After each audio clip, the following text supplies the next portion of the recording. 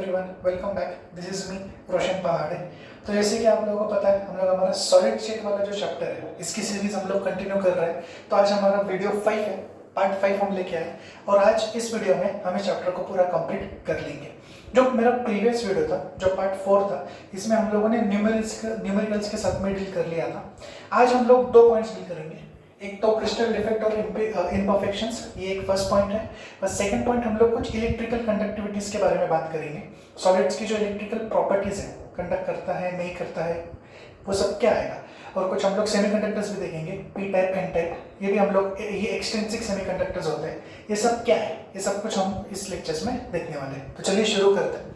अब सबसे पहली बात तो ये है कि क्रिस्टल डिफेक्ट या फिर जो इम्परफेक्शंस है, ये होते क्या है, वो कैसे आ रहे हैं हम लोग आगे देखेंगे, लेकिन ये होते क्या है सबसे पहले वो समझ लेते हैं। तो जो भी नेचुरली ऑकरिंग सब्सटेंस होता है, देखिए जो भी रियल या फिर नेचुरली ऑकरिंग सब्सटेंस है, ये जब फॉर्म होता है ना, तो इसमें कुछ ना कुछ डिसऑर्डर आपको मिलता है। द रियल और the naturally occurring substances do not have perfect crystal structure. Perfect crystal structure क्यों नहीं है? बिकॉज उसके अंदर कुछ ना कुछ, कहीं ना कहीं आपको डिसऑर्डर मिलेगा। डिसऑर्डर कहाँ मिलेगा? जो आपके कंस्टिट्यूएंट पार्टिकल्स है उसके अरेंजमेंट में आपको डिसऑर्डर मिलेगा। ये जो डिसऑर्डर हम लोगों को मिलता है उसके अरेंजमेंट में, कंस्टिट्यूएंट पार्टिकल्स के अरेंजमेंट में, इसको हम लोग डिफेक्ट्स या फिर इम्परफेक्शंस ऐसा बोलते हैं। सो दे हैव सम डिसऑर्डर्स और इररेगुलरिटीज इन अरेंजमेंट। एक तो डिसऑर्डर होगा या फिर वहां पे क्या होगी, इररेगुलरिटीज होंगी। कहाँ पे? In arrangement of particles of solid crystal, and these are called edge defects या फिर इम्परफेक्शंस। हम लोग इसको डिफेक्ट्स या फिर इम्परफेक्शंस ऐसा बोलते हैं। अब देखिए ये डिफेक्ट्स कैसे कॉज होते होंगे। हम लोग क्या प्रिपेयर कर रहे हैं? हम लोग क्रिस्टल प्रिपेयर कर रहे हैं। तो क्रिस्टल को प्रिपेयर करने की जो प्रोसेस है, इसको हम लोग बोल सकते हैं क्रिस्टलाइजेशन। तो आपके डिफेक्ट्स कहाँ जनरेट हो रहे हैं? In the process of crystallization. Defects are created during the process of crystallization. तो वो कैसे क्रिएट हो रहे हैं? It is created during the process of crystallization. एक और बात है, अब इम्परफेक्शंस कितने ज्यादा है और कितने कम है, ये डिपेंड करेगा कि आपका जो रेट ऑफ क्रिस्टलाइजेशन है वो फास्ट है कि स्लो है। अगर आपके पास इम्परफेक्शन ज्यादा है, इसका ये मतलब है कि क्रिस्टलाइजेशन का रेट फास्ट था। इसका अपोजिट मतलब ये होता है कि अगर मेरे पास इम्परफेक्शंस कम है, यानी कि मेरे पास डिफेक्ट्स कम है, तो मैंने crystallization at a slow rate किया है।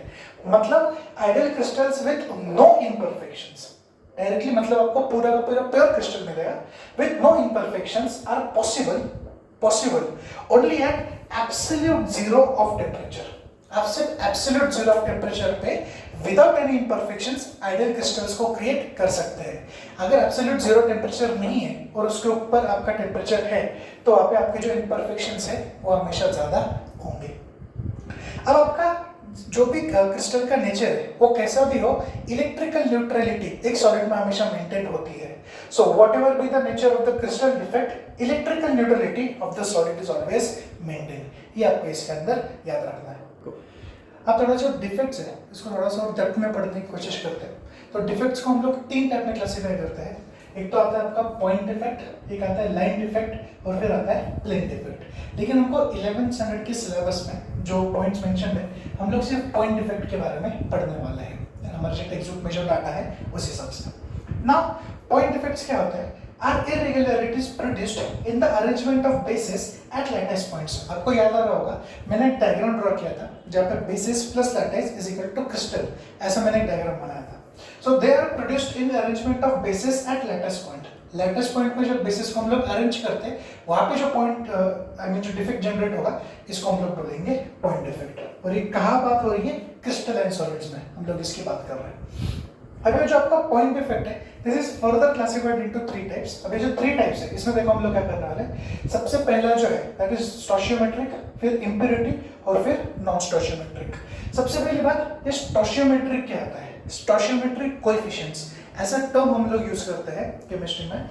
जब आप लोग बैलेंसिंग इक्वेशंस को जब आप बैलेंसिंग करते हो, अगर आपने वहाँ पे कुछ डिजिट्स को प्लेस किया, जैसे फॉर एग्जांपल मैंने एक reaction the, N2 plus H2 will produce NH3, ये मैंने एक रिएक्शन लिख दिया, ठीक है। अब मुझे क्या करना है? मुझे करना है इसको बैलेंस। तो तो मैं क्या करूंगा, मैंने यहाँ पे डाल दिया 3 और यहाँ पे मैंने डाल दिया 2। अब n मेरा 2 टाइम्स हो गया, 3 2 6, 3 2 6, हाइड्रोजन मेरा 6 टाइम्स, यानी कि बैलेंस हो गया। अब ये जो 3 मैंने ऐड किया और ये जो 2 मैंने ऐड किया, इसको बोला जाता है स्टोइचियोमेट्रिक कोएफिशिएंट्स, यानी कि वो जो डिजिट्स होते हैं जिससे आप बैलेंसिंग कंप्लीट करते हैं। लेफ्ट हैंड साइड में और राइट हैंड साइड में जो भी आपके रिएक्टेंट्स एंड प्रोडक्ट्स हैं, जब आप इसको पूरी तरीके से बैलेंस कर देते हैं, जिन डिजिट्स का आप यूज करते हैं, इनको बोला जाता है स्टोइचियोमेट्रिक कोएफिशिएंट। अब देखिए, ये जो 3 टाइप है उसमें से टाइप हम लोग यहाँ पे ले रहे हैं, stoichiometric defect, the ratio of number of atoms. एक तो नंबर ऑफ एटम्स के बारे में बात होगी और number of cations and anions, यानी कि जो पॉजिटिव नेगेटिव है उसके बारे में बात होगी, of the compound remains the same as represented by its chemical formula, यानी कि वो पूरी तरीके से सेम रहेंगे जिस हिसाब से भी आपने फॉर्मूला लिखा है। यहाँ पे आपको समझना ही है, डिफेक्ट्स प्रोड्यूस होने के बावजूद भी उनका जो केमिकल फॉर्मूला है वो चेंज होने वाला नहीं है। अब जो अगला पॉइंट है, हमें जो आपके स्टोइचियोमेट्रिक पॉइंट डिफेक्ट्स है, ये और फर्दर आगे 4 पॉइंट्स में हम लोगों ने इसको क्लासिफाई किया है। 2 पॉइंट्स मैंने लिखे, 2 पॉइंट में आपको आगे एक्सप्लेन करता हूँ। जो फर्स्ट पॉइंट है that is the vacancy defect. आपको मतलब नाम से मतलब समझ में आ रहा होगा कि कहीं ना कहीं आपको वैकेंसीज मिलने वाली है जिसकी वजह से डिफेक्ट जनरेट हुआ है। देखिए, अब यहाँ पे ये कंटिन्यूस है, लेकिन यहाँ पे आपको क्या मिल रही है, यहाँ पे आपको वैकेंसी मिल रही है। यहाँ पे कंटिन्यूस है, यहाँ पे डिसकंटिन्यूस हो रहा है, तो ये दोनों भी जगह पे क्या हो गई, आप लोगों को वैकेंसी यहाँ पे मिल गई है। हालांकि नीचे की जो लाइन है वो पूरी तरीके से कंप्लीट है। तो वैकेंसीज क्यों जनरेट हो रही है, missing particles are creating the vacancy. यहाँ पे जो पार्टिकल्स मिसिंग है उसकी वजह से आपकी जो वैकेंसी है वो क्रिएट हो रही है। Vacancy can be created due to heating. अब कभी कभी क्या होता है, प्रोसेस के रिस्पेक्ट में जब हम प्रोसेस को आगे फॉरवर्ड कैरी फॉरवर्ड करते हैं, कभी कभी आपको हीट भी करना पड़ता है, तो कुछ जगह पे क्या होती है, वैकेंसीज जनरेट हो जाती है। मास of the substance decreases, of course. अब यहाँ पे 2 सब्सटेंसेस, अभी अगर आप अज्यूम करें कि यही एक सॉलिड के बारे में हम लोग बात कर रहे हैं, तो यहाँ पे जो सॉलिड था और यहाँ पे जो सॉलिड था वो तो रिमूव हो गया, तो उसका मास क्या हो गया, वहाँ पे कम हो गया, लेकिन उसके वजह से वॉल्यूम को फर्क नहीं पड़ा है। So mass of the substance decreases but volume remains same. अब यहाँ पे इसको जितनी ज्यादा लगने वाली थी वो तो हमने खाली रखी ना, तो उसका जो वॉल्यूम है that will be remaining same, but the density is going to decrease because आपका मास यहाँ पे डिक्रीज हो गया है। This is the first point regarding vacancy defect. Second point, self interstitial defect in elemental solid. अभी interstitial क्या होता है, बिटवीन 2 पार्टिकल्स, 2 पार्टिकल्स के बीच में। अब यहाँ पे अगर आप स्ट्रक्चर को देखिए, this is a continuous line, this is a continuous line, this is a continuous line, या फिर अरेंजमेंट, लेकिन ये एक पार्टिकल बीच में आ गया और ये एक पार्टिकल बीच में आ जाता है। अब रेगुलर अरेंजमेंट के बीच में अगर आपका पार्टिकल आ रहा है तो आपका क्या होगा, मास वहां पे इंक्रीज हो जाएगा। मास इंक्रीज हो रहा है तो आपकी डेंसिटी भी इंक्रीज हो जाएगी। Extra particle increases the mass, यहाँ पे आपका क्या होगा, जो मास है वो इंक्रीज हो जाएगा, बिकॉज आप लोग तो सीधा ही चल रहे थे, लेकिन उसमें क्या आ गया, एक एक पार्टिकल्स यहाँ पे बीच में ऐड हो जाते हैं विदाउट इंक्रीजिंग द वॉल्यूम। अब यहाँ पे वॉल्यूम बढ़ने वाली कोई बात नहीं है, ये होता या नहीं होता, आपके पार्टिकल वैसे उतने ही रहने वाले थे, लेकिन इसकी वजह से आपकी जो डेंसिटी है वो क्या हो जाती है, दैट इंक्रीजेस। इसी में एक और टाइप आता है। अब देखिए यहाँ पे क्या हो गया, यहाँ पे 4 है, यहाँ पे भी 4 हो सकते थे, लेकिन यहाँ का जो पार्टिकल है ना वो यहाँ पे आ गया बीच में, और यहाँ पे क्या होगी, वैकेंसी जनरेट हो गई। अब और दूसरा, ये यहाँ पे आने के बाद में यहाँ पे इंटरस्टेशियल एटम जनरेट हो गया, तो हम ऐसा बोल सकते हैं it is a combination of vacancy and interstitial itself. So it is a combination of vacancy and self interstitial defect, यानी वैकेंसी डिफेक्ट भी जनरेट हो गया और सेल्फ इंटरस्टेशियल डिफेक्ट जो है, सेल्फ इंटरस्टेशियल मतलब क्या, 2 पार्टिकल के बीच में आना, यहाँ से रिमूव हो गया तो वैकेंसी डिफेक्ट 2 पार्टिकल्स या 4 पार्टिकल्स के बीच में आ गया, तो सेल्फ इंटरस्टेशियल डिफेक्ट। अब यहाँ पे क्या होगा, इसमें डेंसिटी के बारे में आप क्या बोलेंगे, कुछ फर्क नहीं पड़ा, यहाँ से पार्टिकल निकला और सिर्फ वो यहाँ पे आ गया, तो आपकी जो डेंसिटी है दैट विल बी प्रिजर्व्ड, आपकी डेंसिटी यहाँ पे चेंज होने वाली नहीं है। जो थर्ड टाइप का डिफेक्ट हम लोग देखने वाले हैं that is the Schottky defect. अब देखिए आपको ये डिफेक्ट में दिख रहा होगा, नेगेटिव चार्ज को मैंने बड़ा बनाया और पॉजिटिव चार्ज को मैंने छोटा बनाया। ये मैंने मेरे प्रीवियस वीडियोस में एक्सप्लेन किया है। अगर आप लोगों ने मेरे प्रीवियस वीडियोस नहीं देखे तो एक बार उसको देख ले, ताकि आपको यहाँ पे समझ में आ जाएगा कि मैंने नेगेटिव चार्ज को बड़ा क्यों बनाया और पॉजिटिव चार्ज को छोटा क्यों बनाया। तो देखिए अरेंजमेंट तो ये होना चाहिए था, negative positive negative positive negative. नीचे क्या हो गया, पॉजिटिव है नेगेटिव मिसिंग है, फिर पॉजिटिव है फिर नेगेटिव है फिर पॉजिटिव है, दैट इज ओके। पॉजिटिव है नेगेटिव है, सॉरी नेगेटिव है पॉजिटिव है नेगेटिव है, यहाँ पे वापस पॉजिटिव नहीं है, अंदर again you have a negative. So यहाँ पे एक मिसिंग है और यहाँ पे एक मिसिंग है।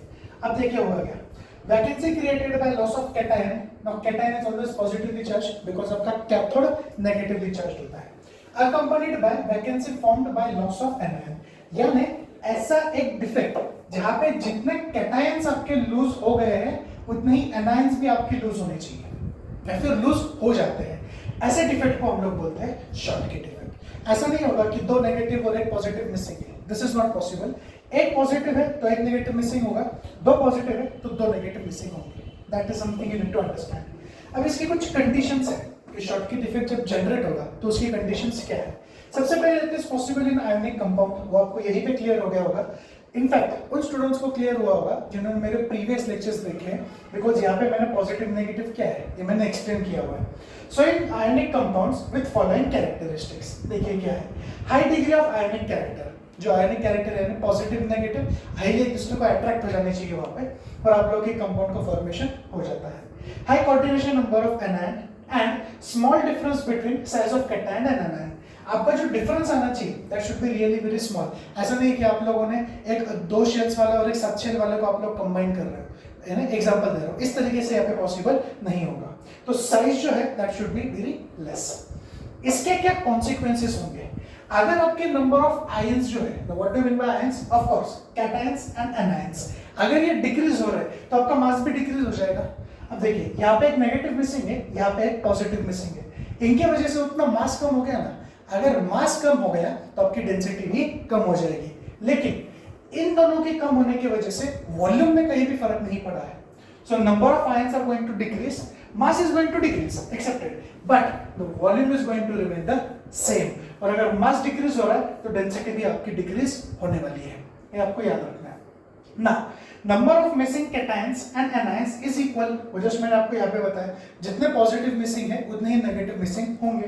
Therefore electrical neutrality is preserved, यानी यहाँ पे इलेक्ट्रिकल न्यूट्रलिटी ऑलरेडी प्रिजर्व्ड है। ये मैंने आपको जस्ट थोड़ी देर पहले बताया कि डिफेक्ट आपका कैसा भी हो, इलेक्ट्रिकल न्यूट्रलिटी वहाँ पे हम लोग प्रिजर्व करके रखते हैं। Now what are the examples? NaCl can be an example। देखो आयोनिक कंपाउंड का एग्जांपल देना है, सारे आयोनिक कंपाउंड मत दे देना वहाँ पे। NaCl, KCl, AgBr, these are the examples of Schottky defect। जो स्टोशियोमेट्रिक पॉइंट डिफेक्ट हम लोग डिस्कस कर रहे थे, अभी उसका लास्ट टाइप है, यानी कि जो फोर्थ टाइप है वो हम लोग देखेंगे, इट इज फ्रैंकल डिफेक्ट। आप लोग अगर इसको अच्छे से देखें तो आपको ये दिखेगा कि यहाँ पे जो पॉजिटिव आयन था वो मिसप्लेस हो गया है और आई मीन वहाँ पे वैकेंसी जनरेट हो गई है और वो दो एटम्स के बीच में आके प्लेस हो गया है, यानी यहाँ पे आपको वो दिख रहा होगा, बराबर। अब आप इसको ऐसा भी बोल सकते हैं कि it is a combination of vacancy defect and interstitial defect, because हुआ क्या, वो यहाँ से तो उसने वैकेंसी जनरेट कर दी और दो एटम्स के बीच में वो आ गया, दो आयंस के बीच में आया वो। So Frenkel defect is combination of vacancy defect and interstitial defect, ये आपको इसमें याद रखना है। Again the logic is same, जो भी नेगेटिव चार्ज होगा उसको आपको बड़ा ड्रॉ करना है और जो भी पॉजिटिव चार्ज होगा उसको आपको छोटा ड्रॉ करना है। इसकी कुछ कंडीशंस है, एक सबसे पहले तो आयोनिक कंपाउंड में बनेगा, पॉजिटिव नेगेटिव है, कहाँ पे, जहाँ पे लार्ज डिफरेंसेस मिलेंगे आपको in the size of cation and in the size of anion, ये तो फर्स्ट कंडीशन आपको याद रखनी है। Second, ions of ionic compound must have low coordination number, यहाँ पे इनका जो कोऑर्डिनेशन नंबर होना चाहिए वो क्या होना चाहिए, it should be low. Next conditions देखिए, कॉन्सिक्वेंसेस देख लेते हैं। डेंसिटी और केमिकल प्रॉपर्टीज यहाँ पे अनचेंज रहेंगे, बिकॉज क्या है, ये आयन यहाँ पे भी अगर फॉर एग्जांपल प्रेजेंट होता तो हमने सिर्फ क्या किया है, वहां से उसको वैकेंट करवा के इंटरस्टेशन में हम उसको लेके आ गए या फिर वो आ गया है, तो वो वहां पे भी होता, या फिर ऐसा तो नहीं कि यहाँ पे आप लोगों ने एक वैसा ही प्लेस किया, उसके अलावा भी आप लोगों ने एक और उसके अंदर प्लेस कर दिया है, यानी पॉजिटिव आयन उधर ही है, अरेंजमेंट रेगुलर है, सिर्फ एक आप बीच में लेके आ गए हो, ऐसा तो आपने नहीं किया है, वैकेंसी आप लोगों ने सिर्फ जनरेट करके आगे प्लेस कर दिया, तो number of ions is the same, तो डेंसिटी मास वॉल्यूम कुछ भी यहाँ पे अफेक्ट हुआ नहीं है और इसीलिए वो इलेक्ट्रिकली न्यूट्रल भी है, ये भी पॉइंट हम लोग डाल सकते हैं। तो एग्जांपल्स में क्या आ जाएगा, ZnS, AgCl, AgBr, AgI, Ag के आप इन तीनों के साथ में एग्जांपल्स ले सकते हैं, एंड देन CaF2। जो नेक्स्ट हम लोग स्टार्ट करने वाले हैं वो हमारा सेकंड टाइप है, that is the impurity defect. इसमें दो टाइप्स है, एक तो सब्स्टिट्यूशनल आ जाएगा, दूसरा इंटरस्टिशियल आ जाएगा। सब्स्टिट्यूशनल में देखिए बेसिकली क्या होगा, आपके पास जिस हिसाब से अरेंजमेंट चल रहा है इनको होस्ट आइटम्स बोलेंगे। अब कॉपर जो है that is the host item, यानी बेसिकली उसके अंदर जो आइटम प्रेजेंट होना चाहिए था वो सारे के सारे कॉपर के होने चाहिए थे, लेकिन कुछ जगह पे क्या हो गया, जिंक का सब्स्टिट्यूशन हो गया, यानी कॉपर को हमने निकाल दिया और जिंक को उसकी जगह पे प्लेस कर दिया। अब जब दो मेटल्स को हम लोग यहाँ पे कंबाइन कर रहे हैं, यानी कि जब मेटल का सॉल्यूशन बना रहे हैं, हम लोग बोलते हैं कि it is an alloy formation. अब यहाँ पे जिंक और कॉपर का फॉर्मेशन हो रहा है and this is forming brass. तो ये यहाँ पे क्या फॉर्म कर रहा है, ब्रास को यहाँ पे ये फॉर्म कर रहा है। इसको हम लोग डालेंगे सब्स्टिट्यूशनल इंप्योरिटी डिफेक्ट में। इसी में कभी कभी एक सबटाइप्स आ जाता है जिसको हम लोग बोलते हैं vacancy through aliovalent impurity. Now what do mean by aliovalent? देखिए, जो होस्ट आयंस का ऑक्सीडेशन स्टेट है, वहां पे जो सब्स्टिट्यूशन आप करेंगे उसका ऑक्सीडेशन स्टेट अलग होगा, यानी कि ions with oxidation state different from host ions. देखिए, NaCl का एग्जांपल मैंने यहाँ पे किया है। NaCl के एग्जांपल में Na का जो ऑक्सीडेशन स्टेट है दैट इज ऑलवेज +1। क्लियर है यहाँ तक?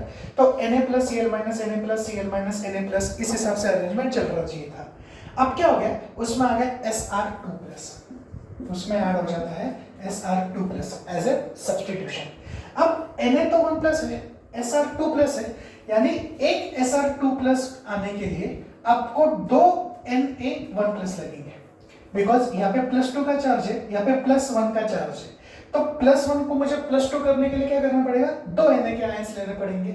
अब जब Sr इसके अंदर ऐड होता है NaCl के बीच में, तो वो दो Na की वैल्यू कैसे लेगा, 1। यहाँ पे Cl के बाद में कौन आना चाहिए था, Na आना चाहिए था। तो Sr ने उसकी एक जगह ले ली और एक वैकेंसी जनरेट हो जाएगी।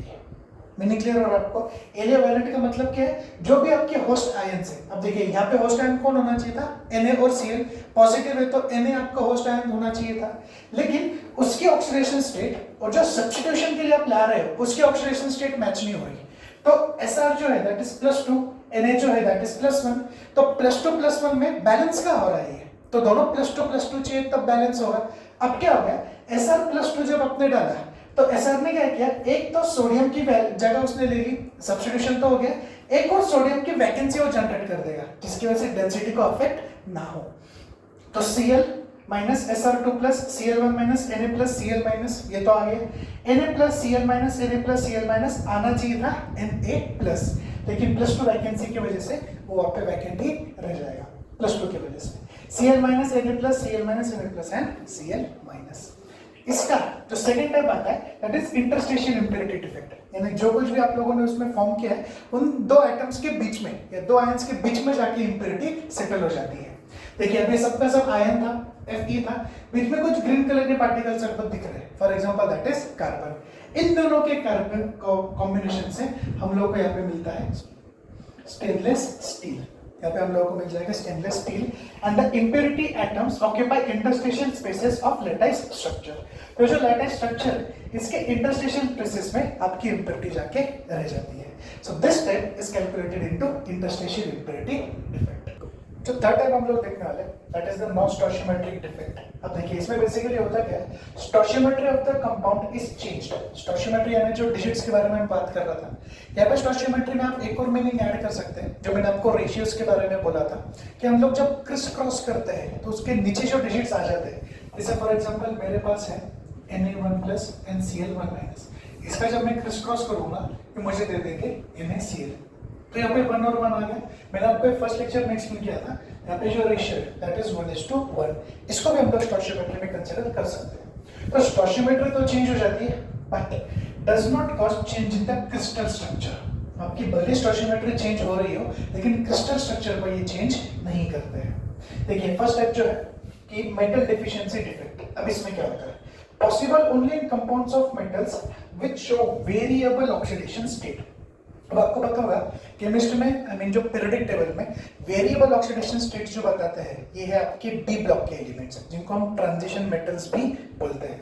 उसमें से हम लोगों ने निकल के एग्जांपल यहाँ पे लिया है Na+2 एंड O2-, यानी इन दोनों का जब आप क्रिस क्रॉस करेंगे तो फर्स्ट स्टेप में Na2O2 मिलेगा, 2A2 निकल जाएगा, NiO का स्ट्रक्चर आपको मिलना चाहिए था।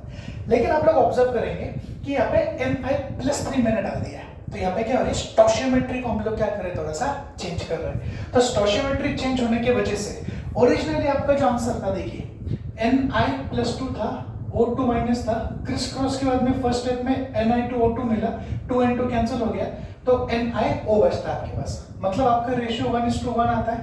लेकिन Ni+2 की जगह पे आप लोगों ने क्या कर दिया, Ni+3 को यहाँ पे बना लिया।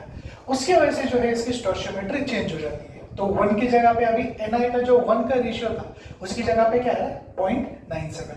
ऑक्सीजन चेंज नहीं हुआ इसलिए वो वैसे ही प्लेस किया। So this is the first type. Second type, अब देखिए यहाँ पे क्या होगा, metal access defect. A neutral atom or an extra positive ion occupies interstitial position. Interstitial position को ऑक्यूपाई कर देता है। ये जो एग्जांपल है इसमें क्या लिया हमने, Zn+2 ले लिया, ऑक्सीजन 2- ले लिया, क्रिस क्रॉस के बाद में Zn2O2 मिलेगा, 2N2 डिवाइड हो जाएगा तो आपको मिलेगा ZnO। लेकिन ये एक्स्ट्रा मेटल का आयन यहाँ पे बीच में आता है। तो इस टाइप का जो डिफेक्ट है वो जनरेट होता है मेटल एक्सेस डिफेक्ट में। एक सबटाइप जो उसमें हमको ऐड करना है that is by the anion vacancies. अब अगर एनायन में वैकेंसीज जनरेट कर लिए तो वहाँ पे कलर इम्पार्ट होगा। तो कलर और एफ सेंटर्स ये आपको इसमें याद रखना है। अब देखिए बेसिकली होगा क्या, ये एक स्ट्रक्चर मैंने यहाँ पे प्रिपेयर किया है, NaCl का एग्जांपल है। यहाँ पे बीच में मैंने इलेक्ट्रॉन लिखा है, अब मतलब स्ट्रक्चर ऐसे होता है। अब देखिए इसमें करना क्या है, when NaCl crystal is heated, आप लोगों ने NaCl का क्रिस्टल लिया, उसको हीट कर दिया इन atmosphere of Na vapour, sodium vapour lamp होता है, उसके प्रेजेंस में आप लोगों ने इसको हीट किया। Na atoms are deposited on the crystal surface. Na atoms deposit हो जाते हैं क्रिस्टल के सरफेस के ऊपर सोडियम वेपर की इसकी वजह से।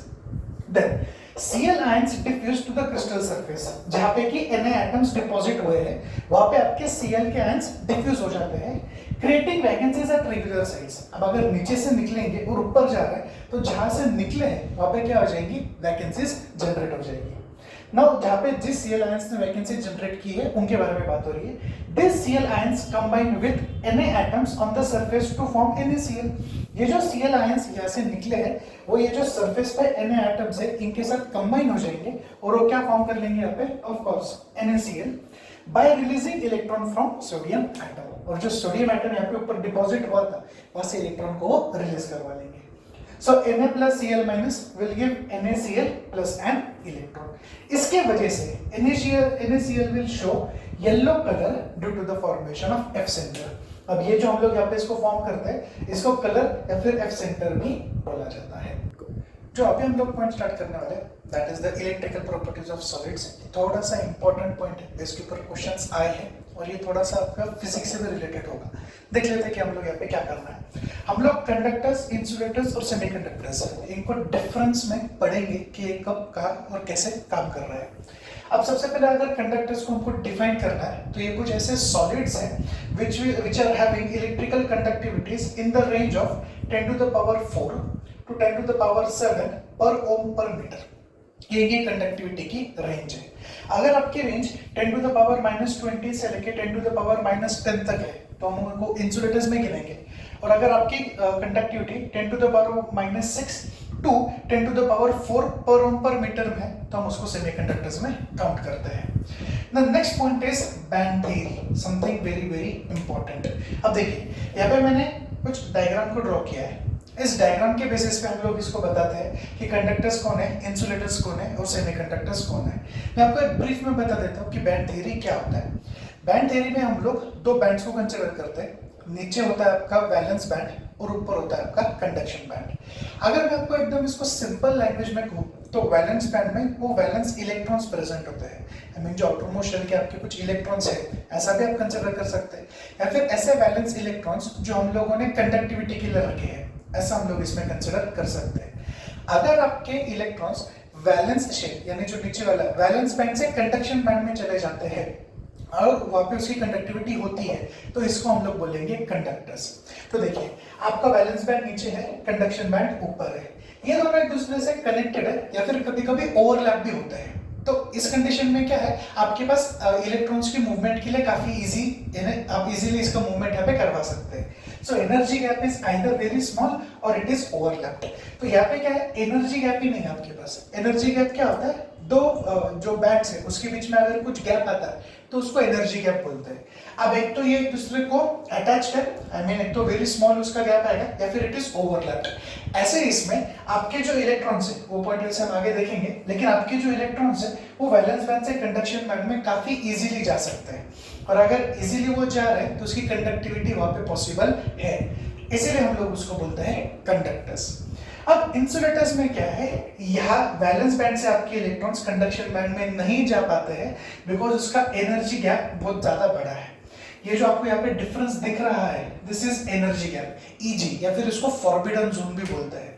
तो एनर्जी गैप ज्यादा होने की वजह से even under applied electric field आपके जो इलेक्ट्रॉन्स है वो वैलेंस बैंड से कंडक्शन बैंड में नहीं जा पाते because the energy gap is very large. और यहाँ पे हम बेसिकली मॉलिक्यूलर सॉलिड्स या फिर नॉन मेटल्स को कंसीडर करते हैं, that is why they are insulators. Semiconductors जो है इनकी property, the properties of semiconductors lie in between those of conductors and that of insulators.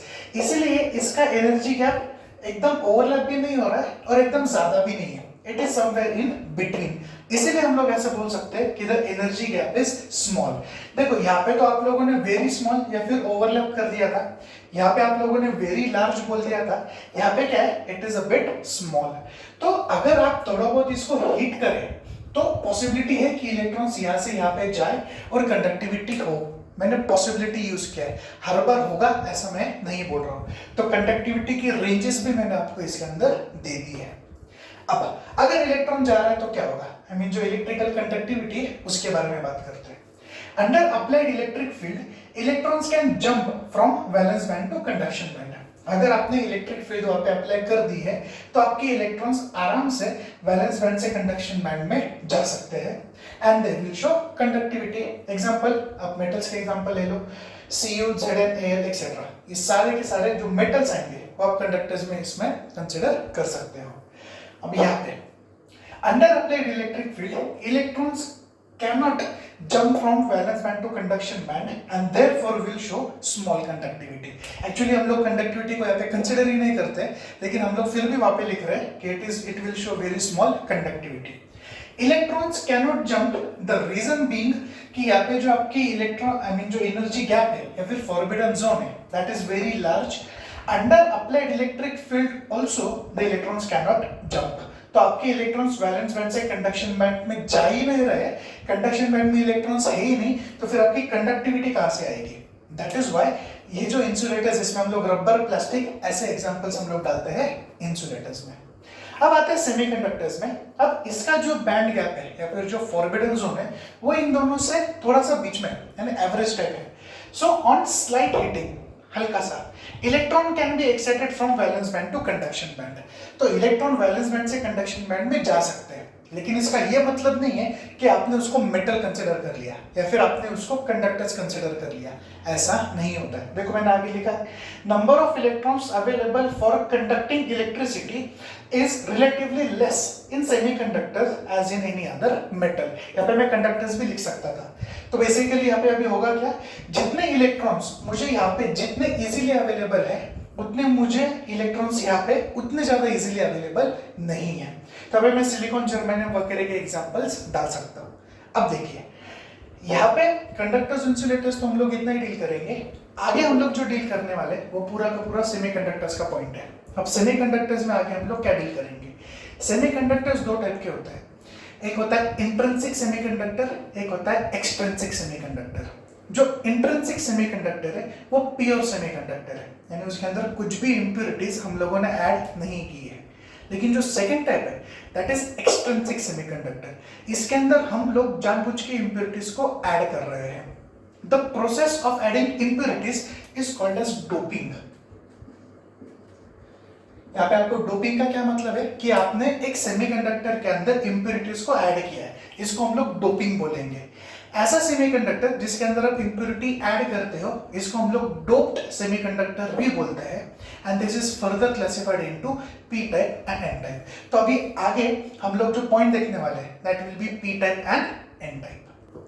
तो जो फर्स्ट हम लोग देखने वाले हैं एक्सट्रिंसिक सेमीकंडक्टर में that is the N type, और जो सेकंड हम लोग देखेंगे that is the P type. N का मतलब नेगेटिव है, पी का मतलब पॉजिटिव है। आगे जब मैं आपको एक्सप्लेन करूंगा आपको इसका मीनिंग अपने आप समझ में आ जाएगा कि हम लोग एन टाइप और पी टाइप ये कैसे जनरेट कर रहे हैं। एन टाइप सेमीकंडक्टर को इलेक्ट्रॉन रिच भी बोला जाता है क्योंकि मैंने जस्ट आपको नेगेटिव बोला, और डोनर इंप्योरिटीज। एन मतलब यहाँ पे आपका नेगेटिव है। देखिए अभी मैंने यहाँ पे किया क्या है, आपको सिलिकॉन दिख रहा है सब तरफ और बीच में आपको फास्फोरस दिख रहा है। सिलिकॉन जो है दिस इज ग्रुप 14 एलिमेंट। यानी ग्रुप 14 के जो एलिमेंट्स है उसमें से हम लोगों ने इसको पिकअप किया है और इसका एटॉमिक नंबर इज ऑल्सो 14। ठीक है, तो इसका इलेक्ट्रॉनिक कॉन्फ़िगरेशन जब हम 10th में लिखते थे हम इसको लिखते थे 284। मैंने क्या किया, इसके अंदर एक पेंटावैलेंट इंप्योरिटी को ऐड कर दिया, यानी जो मेरी डोपिंग का तरीका था, जो मेरा डोपेंट है इसके अंदर, उसको डोपेंट बोलते हैं, जो भी आप डोपिंग में ऐड करते हो। तो पेंटावैलेंट इंप्योरिटी जो है ये मैंने ग्रुप 15 एलिमेंट पे ऐड किया, बिकॉज मुझे 5 वैलेंस इलेक्ट्रॉन्स उसमें चाहिए थे। तो मान लीजिए मैंने फास्फोरस को ऐड किया तो वहां पे 15 आ गया atomic number, so it is 2, 8 and 5। Clear है? अब देखिए क्या होगा, ये जो सिलिकॉन के लिए 4 है, आप हर जगह अगर सिलिकॉन को देखेंगे, मान लीजिए आप फर्स्ट सिलिकॉन देख रहे हैं, मैंने उसके आजू बाजू में 4 ग्रीन डॉट्स दिए, वो 4 क्या है, वैलेंस इलेक्ट्रॉन एग्जिबिट कर रहा है। ये मैंने हर जगह पे दिया है, आपको दिख जाएगा कि मैंने हर जगह पे आपको क्या किया, 4-4 इलेक्ट्रॉन्स दिए। और ये एक एक इलेक्ट्रॉन फिर यहाँ पे क्या करता है, ये बॉन्ड फॉर्म कर लेते हैं। यहाँ आप देखिए, ये बॉन्ड फॉर्म करेगा, ये बॉन्ड फॉर्म करेगा, ये इस तरीके से क्या होंगे, यहाँ पे इनके जो बॉन्ड फॉर्मेशन है ये यहाँ पे चलते जाएंगे, इस हिसाब से इनके बॉन्ड फॉर्मेशन यहाँ पे होता है। अब क्या हुआ, आपने क्या किया, एक पेंटावैलेंट इंप्योरिटी को ऐड किया, तो यहाँ से ऐसा उठा के मैंने पी को उसमें ऐड कर दिया। अब पी के 4 जो थे ये तो मैंने यहाँ पे ड्रॉप कर दिया, एक 5वां एक्स्ट्रा है। एक्स्ट्रा क्या है, एक्स्ट्रा इलेक्ट्रॉन है। अब इलेक्ट्रॉन के ऊपर चार्ज कौन सा होता है, ऑलवेज नेगेटिव। तो इस टाइप की जो इंप्योरिटी को आप क्या बोलेंगे, एन टाइप, मतलब कि नेगेटिव। तो यहाँ पे majority charge carriers and minority charge carriers, ऐसा आपको बताना पड़ता है। तो majority charge carriers will be of course electrons और माइनॉरिटी चार्ज कैरियर्स होल्स आएंगे। अब वो होल्स क्या होता है वो मैं आपको आगे बताता हूँ, लेकिन यहाँ पे आपको याद क्या रखना है, आपने पेंटावैलेंट इंप्योरिटी को ऐड किया था, आपके पास 5 थे यहाँ से, लेकिन आपके पास सिलिकॉन की वैलेंसी सिर्फ एक ही थी, तो एक फ्री एक्स्ट्रा इलेक्ट्रॉन आपके पास बचता है, जिसकी वजह से इसकी कंडक्टिविटी इंक्रीज हो जाती है। तो ये एक सिनेरियो आपको इसमें याद रखना है। और एक और बात, यहाँ पे जो अपने ग्रुप 14 एलिमेंट्स लिए, आप सिलिकॉन या फिर यहाँ पे जर्मेनियम, आप कुछ भी यहाँ पे ले सकते हैं। पी टाइप यानी कि अभी पॉजिटिव है। अब आपको थोड़ा सा अंदाजा आ रहा होगा कि शायद एक इलेक्ट्रॉन एक्सेप्ट नहीं होने वाला है, इलेक्ट्रॉन डेफिशिएंट है, जैसे कि मैंने आपको बताया, या फिर एक्सेप्टर इंप्योरिटी। अगेन मैंने ग्रुप 14 का एलिमेंट उठा लिया सिलिकॉन, अगेन मैं उसका इलेक्ट्रॉनिक कॉन्फ़िगरेशन 284 लिखूंगा। अब मैं क्या कर रहा हूँ, मैं ना अभी ट्राइवैलेंट इंप्योरिटी को ऐड करूंगा, जो मेरा डोपेंट होगा या फिर जो मेरी डोपिंग की प्रोसेस है, डोपिंग की प्रोसेस को कैरी फॉरवर्ड करने के लिए यहाँ पे पेंटावैलेंट डाल दी थी, यहाँ पे मैं ट्राइवैलेंट इंप्योरिटी को ऐड करूंगा। यहाँ पे ग्रुप 15 एलिमेंट्स उठाए थे, अब मैं ग्रुप 13 के एलिमेंट्स उठाऊंगा। फॉर एग्जांपल मैंने बोरॉन लिया, अब बोरॉन का एटॉमिक नंबर इज 5, तो आपने क्या लिख दिया 2,3। अब देखिए इसमें क्या कंडीशन है, वापस सिलिकॉन के आसपास आपको 4 डॉट्स दिख रहा है, वो यहाँ पे बॉन्ड फॉर्मेशन करेंगे, यहाँ पे करेंगे, यहाँ पे करेंगे, इस हिसाब से इनके जो बॉन्ड फॉर्मेशन है वो चलेंगे। लेकिन अब यहाँ पे जो बोरॉन है, एटॉमिक लास्ट शेल में कितने 3 इलेक्ट्रॉन्स है, तो ये 3 तो मैंने यहाँ पे बता दिया। ये वाले सिलिकॉन के 4 है, ये बॉन्ड किसके साथ जनरेट करेगा, तो यहाँ पे क्या होता है, एक पॉजिटिव होल यानी कि नो इलेक्ट्रॉन, वहां पे एक होल जनरेट हो जाता है।